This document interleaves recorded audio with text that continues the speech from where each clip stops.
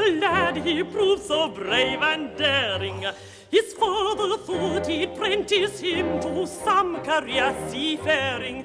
I was, alas, his nursery maid, and so it fell to my lot to take and buy this promising boy, apprentice to a pilot. A life not bad for a hardy lad, though surely not a high lot. Though I'm a nurse, you might do worse than make your boy a pilot.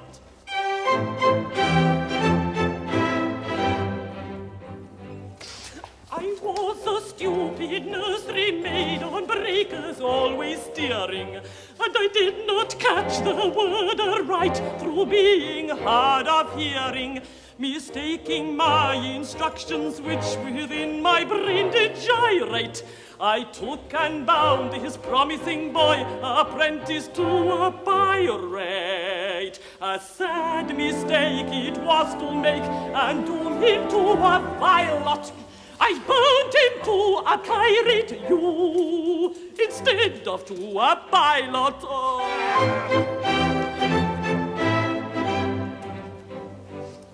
I soon found out beyond all doubt the scope of this disaster, but I hadn't the face to return to my place and break it to my master.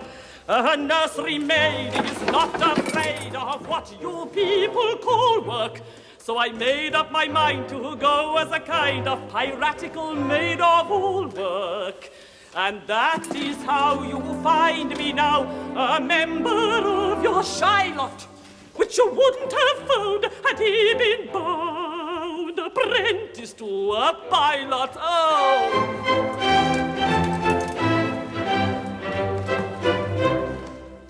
Oh, pardon, Frederic, pardon. Rise, sweet one. I have long pardoned you. The two words were so much alike. They were. They still are. But today my obligation ceases. Individually, I love you all with affection unspeakable, but collectively, I look upon you with a disgust that amounts to absolute detestation. Oh, pity me, my beloved friends, for such is my sense of duty that once out of my indentures, I shall feel myself bound to devote myself heart and soul to your extermination.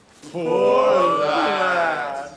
Well, Frederic, if you conscientiously feel it is your duty to destroy us, we cannot blame you for acting on that conviction. Always act in accordance with the dictates of your conscience, my boy, and chance the consequences. Besides, we can offer you but little temptation to remain with us. We don't seem to make piracy pay. I'm sure I don't know why, but we don't. I know why, but alas, I mustn't tell you. It wouldn't be right.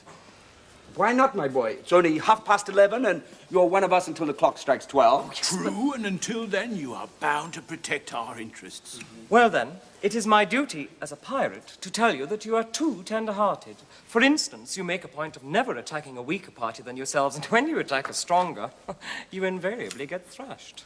There is some truth in that. Then again, you make a point of never, ever molesting an orphan. Of course, we're orphans ourselves and know what it is. Yes, but it has got about, and what is the consequence? Everyone we capture says he's an orphan.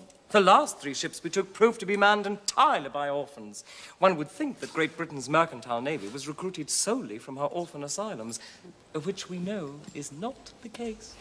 But hang it all, you wouldn't have us absolutely merciless. Ah, there's my difficulty. Until 12 o'clock I would.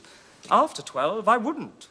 Was ever a man placed in so delicate a situation? And Ruth, your own Ruth, whom you love so well, and who has won her middle-aged way into your boyish heart. What is to become of her? Or he will take you with him. Well, Ruth, I feel some little difficulty about you. It is true that I admire you very much, but I have been constantly at sea since I was 8 years old, and yours is the only woman's face I have seen during that time. I think it is a sweet face. It is, oh, it is. I say, I think it is. That is my impression. But as I have never had an opportunity of comparing you with other women, it is just possible that I may be mistaken. True.